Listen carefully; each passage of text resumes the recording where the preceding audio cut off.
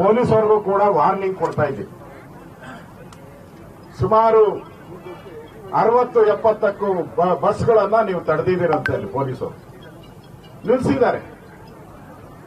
ನಾನು ಯಾರ್ಯಾರಿದ್ದೀರಾ ಪೊಲೀಸರು ಇಲ್ಲಿಂದಾನೇ ಹೇಳ್ತಾ ಇದ್ದೀನಿ, ನಿಮ್ ಟೋಪಿ ಚೇಂಜ್ ಆಗಿರ್ಬೋದು, ಸರ್ಕಾರ ಇರಲ್ಲ, 2 ವರ್ಷ ಆದ್ರೂ ಇರಲ್ಲ, ಬರ್ದ್ ಮಾಡ್ಕೋ.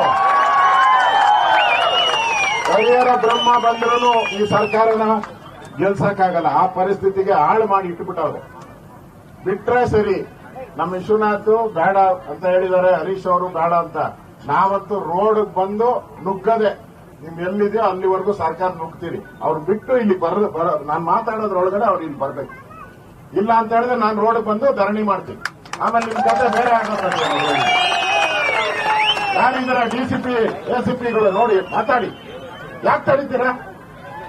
ಈ ಸರ್ ಒಂದು ಹೋರಾಟನ ತಡೆಯಕ್ಕೆ ಯೋಗ್ಯತೆ ಇಲ್ಲ ಸರ್ಕಾರಕ್ಕೆ ಅಂದ್ರೆ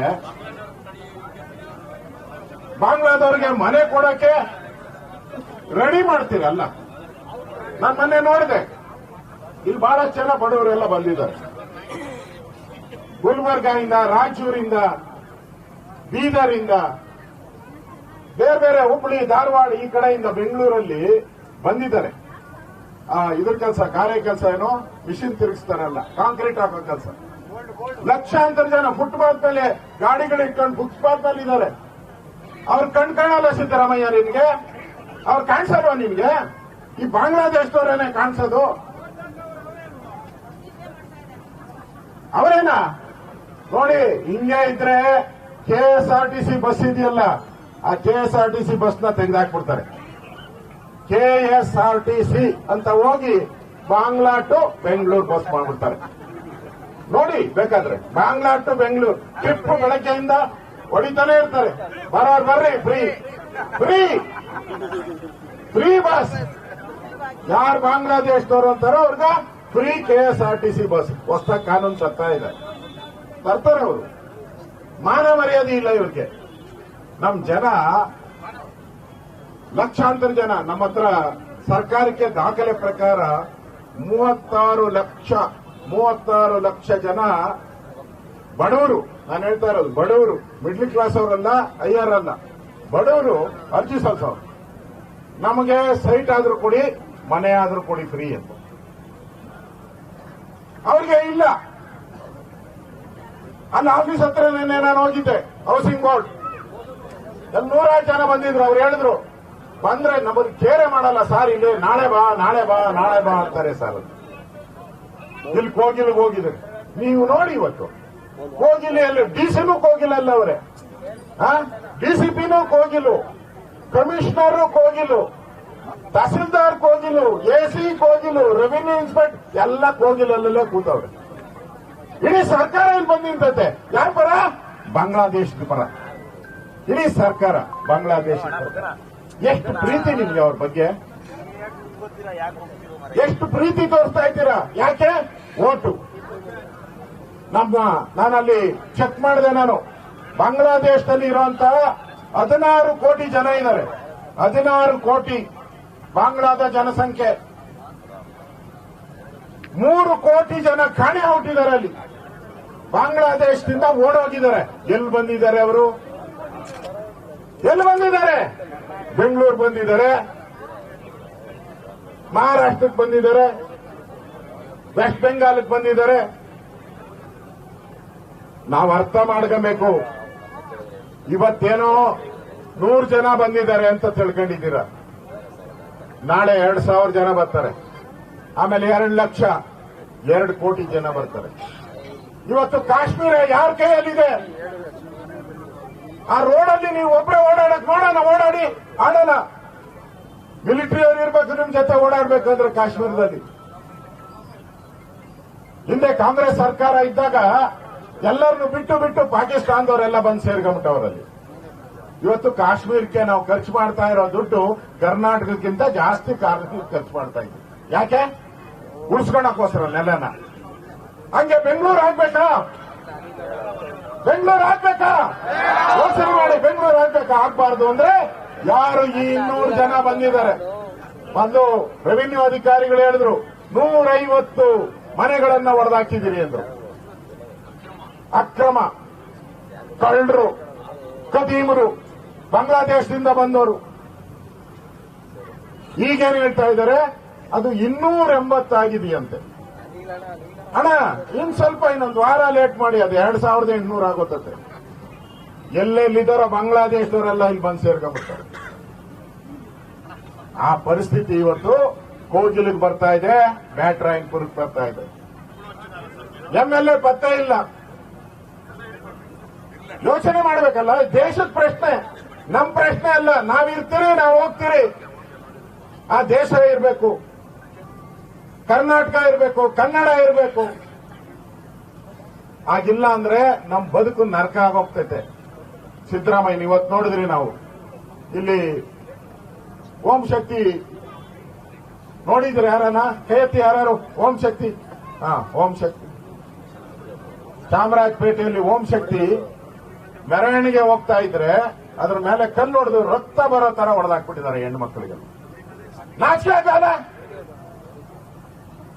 ಅಯ್ಯಪ್ಪ ಶಬರಿಮಲೆ ಭಕ್ತಾದಿಗಳು ಹೋಗ್ತಾ ಇದ್ರೆ ಅವ್ರ ಮೇಲೆ ಕಲ್ಲು ತೂರಿದ್ದಾರೆ. ಇನ್ ಗಣೇಶನ್ ಕತೆ ದೇವರ ಗತಿ. ಏನೋ ಗೌರಿ ಫಸ್ಟ್ ಮುಂದೆ ಓಡ್ತಾಳೆ ನೀರಿಗೆ, ಗಣೇಶನ್ ತಗೊಂಡು ಪೊಲೀಸ್ ಸ್ಟೇಷನ್ಗಳಲ್ಲಿ ಇರ್ತಾವ್ರೆ. ಈ ಕಾಂಗ್ರೆಸ್ ಮನೆ ಆರ್ಡರ್ ಬಂದ ಮೇಲೆ ಮಂಡ್ಯದಲ್ಲಿ ಪೊಲೀಸ್ ಸ್ಟೇಷನ್ ಅಲ್ಲಿ ಇಟ್ಟಿದ್ರು ಗಣಪತಿನ ತಗೊಂಡೋಗಿ. ನಾಚಿಕೆ ಆಗಲ್ವ ನಿಮ್ಗೆ? ಯಾರು ಓಟ್ ಹಾಕ್ಸ್ಕೊಂಡು ಗೆದ್ರಿ ನೀವು, ಯಾರು ನಿಮ್ಗೆ ಅನ್ನ ಕೊಟ್ರು, ಅವ್ರಿಗೆ ದ್ರೋಹ ಬಗೆತಾ ಇದ್ದೀರಾ ಇವರು. ಕೇಳಿದ್ರೆ ಪರಿಶೀಲನೆ ಮಾಡ್ತಾರಂತೆ. ನಾನು ಮೊನ್ನೆ ಹೋಗಿದ್ದೆ, ನಾನು ಅಶ್ವಥ್ ನಾರಾಯಣ ಎಲ್ಲ ವಿಶ್ವನಾಥ್ ಎಲ್ಲ ಹೋಗಿದ್ರು. ಅಲ್ಲಿ ಹೋದಾಗ ಅಲ್ಲಿ ಯಾರು ಒರಿಜಿನಲ್ ಇದ್ರು ಅವ್ರನ್ನೆಲ್ಲ ಖಾಲಿ ಮಾಡಿಸ್ಬಿಟ್ಟವ್ರೆ, ಬೇರೆ ಕಡೆ ತಗೊಂಡೋಗಿ ಇಟ್ಬಿಟ್ಟವ್ರೆ. ಈಗ ಟ್ಯಾನಿ ರೋಡು, KR ಪುರ, ಬೇರೆ ಬೇರೆ ಕಡೆಯಿಂದ ಕರ್ಕೊಂಬಂದು ಎಲ್ಲೆಲ್ಲಿ ಸಾಬ್ರಿದ್ರು ಕರ್ಕೊಂಬಂದು ಅವ್ರ ಮನೆ ಕೂರಿಸ್ಬಿಟ್ಟು ನಮ್ದು ನೋಡಿ ಆಧಾರ್, ನಾವ್ ಇಲ್ಲೇ ಇದ್ದೀರಿ. ಎಲ್ಲಿದ್ದೀರಾ? ಹೋಗಿರೋ ಅಲ್ಲ, ಅವರಿರೋದು ಟ್ಯಾನಿ ರೋಡಲ್ಲಿ ಪೆನುಕೊಂಡ. ಇವೊಬ್ಬರು ಕೇಳಿದೆ, ಏನಮ್ಮ ಅಂತ ಹೇಳಿದೆ. ನಾನು ಪೆನುಕೊಂಡ ಅಂತಂದು. ಪೆನುಕೊಂಡ ಹೆಂಗ್ ಬಂದೆ ಅಂದೆ. ಇಲ್ಲಿ ಬಂದು ಎಷ್ಟು ವರ್ಷ ಆಯ್ತು ಅಂದ್ರು. ಅವಳು ಹೇಳ್ದ, ಅಮ್ಮ 26 ವರ್ಷ ನಾನು ವಯಸ್ಸಿಗ ಅಂದು. ಮನೆ ಯಾವಾಗ ಕಟ್ಟಿದೆ ಅಂದೆ. 24 ವರ್ಷದಿಂದ ಮನೆ ಕಟ್ಟಿದೆ ಅಂದ. ಅವಳಿಗೆ 26 ವಯಸ್ಸು. ಟಿವಿನಲ್ಲಿ ಬಂದೈತೆ, ಎಲ್ಲ ಟಿವಿಯಲ್ಲಿ ರೆಕಾರ್ಡ್ ಆಗೈತೆ. 24 ವರ್ಷದಿಂದ ಇಲ್ಲಿದ್ದಾಳಂತೆ. 2 ವರ್ಷದ ಮಗುನಾಗೆ ಮನೆ ಕಟ್ಟ ಸ್ಕೀಮ್ ಹೆಂಗ್ ಕಳ್ಸವ್ರು ನೋಡಪ್ಪ. ಈ ಸಿದ್ದರಾಮಯ್ಯ ಸ್ಕೀಮು, ಜಮೀರಾಮ ಸ್ಕೀಮು, ನಮ್ಮ DK ಬ್ರದರ್ಸ್ ಅಂತಾರೆ. ಇಲ್ಲಿ ಸಿಸ್ಟರ್ ಪರವಾಗಿ ಬಂದವರು. ಬಿಜೆಪಿ ಅವ್ರಿಗೆ ಬೇರೆ ಕೆಲಸ ಇಲ್ಲ ಅಂತಾರೆ. ನಿಮ್ಗೆ ಕೆಲಸ ಆಯ್ತಲ್ಲ, ಬಾಂಗ್ಲಾದೇಶದವ್ರು ಕರ್ಕೊಂಬಂದು ಬಿಡಕ್ ಕೆಲಸ ಆಯ್ತು ಕೊಟ್ಟಿರಲ್ಲ ನಿಮ್ಗೆ, ಮಾಡಿ. ಇದು ನಡೀತಾ ಇರೋದು ನಮ್ಮ ಕರ್ನಾಟಕದ ಉದ್ಧಾರಕ್ಕಲ್ಲ. ಕೇರಳದಲ್ಲಿ ಎಲೆಕ್ಷನ್ ಐತೆ ಇನ್ನೊಂದು 4-5 ತಿಂಗಳಲ್ಲಿ ಅಲ್ವಾ? 4-5 ತಿಂಗಳಲ್ಲಿ ಎಲೆಕ್ಷನ್ ಐತೆ. ಅಲ್ಲಿ ವೇಣುಗೋಪಾಲ್ ಅಂತ ಲೀಡರ್ ಇದ್ದಾರೆ, DK ಶಿವಕುಮಾರ್ ಲೀಡರು. ಅವ್ರು ಮುಖ್ಯಮಂತ್ರಿ ಆಗ್ಬೇಕಲ್ಲಿ. ಅಲ್ಲಿ ಇರೋ ಕಮ್ಯುನಿಸ್ಟ್ ಮುಖ್ಯಮಂತ್ರಿ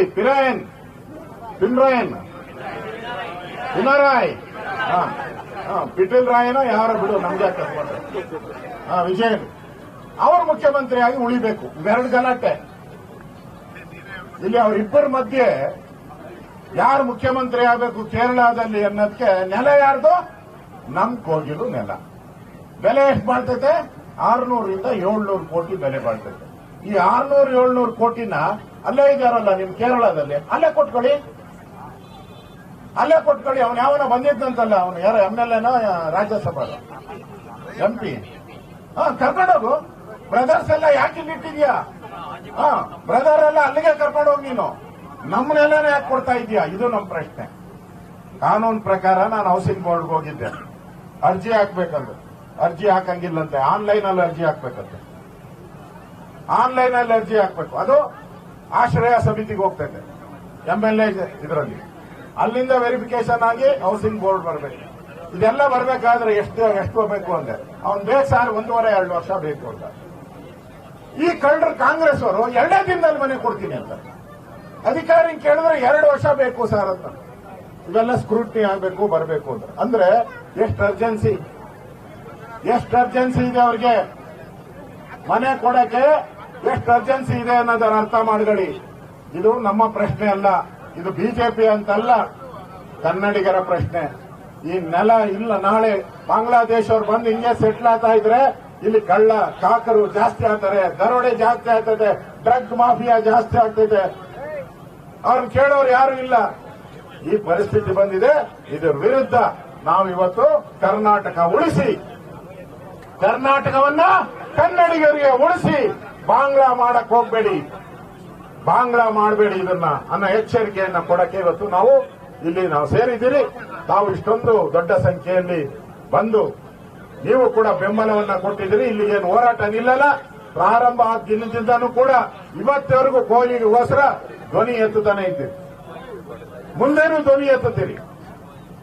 ನೀವೆಲ್ಲರೂ ಸಿದ್ದರಾಮಯ್ಯನವರಿಗೆ ಛೀಮಾರಿ ಹಾಕಬೇಕು, ಕಾಂಗ್ರೆಸ್ ಅವರಿಗೆ ಛೀಮಾರಿ ಆಗಬೇಕು. ಯಾವುದೇ ಚುನಾವಣೆ ಬರಲಿ ಕರ್ನಾಟಕದಲ್ಲಿ ಈ ವಿಚಾರ ತಗೊಂಡು ಇಡೀ ಕರ್ನಾಟಕ, ಜಿಲ್ಲಾ ಪಂಚಾಯಿತಿ ಇರ್ಬೋದು, ತಾಲೂಕ್ ಪಂಚಾಯಿತಿ ಇರ್ಬೋದು, ಬೆಂಗಳೂರಿನ ಕಾರ್ಪೊರೇಷನ್ ಇರ್ಬೋದು, ಎಲ್ಲದರಲ್ಲೂ ಇದಕ್ಕೆ ಸರಿಯಾದಂತ ಪಾಠವನ್ನ ನೀವು ಕಲಿಸಬೇಕು ಅನ್ನೋ ಮಾತನ್ನ, ಸಂದೇಶವನ್ನ ನಾನು ಮಾಧ್ಯಮದ ಮುಖಾಂತರ ಕೊಡ್ತಾ ಇದ್ದೀನಿ. ಬಂಧುಗಳೇ, ತನ್ನ ಮಾತನ್ನು ಕೇಳಿಸಿಕೊಳ್ತಾರೆ ನಿಮ್ಗೆಲ್ಲರಿಗೂ ಧನ್ಯವಾದ ಹೇಳ್ತಾ ಇದ್ದೀನಿ.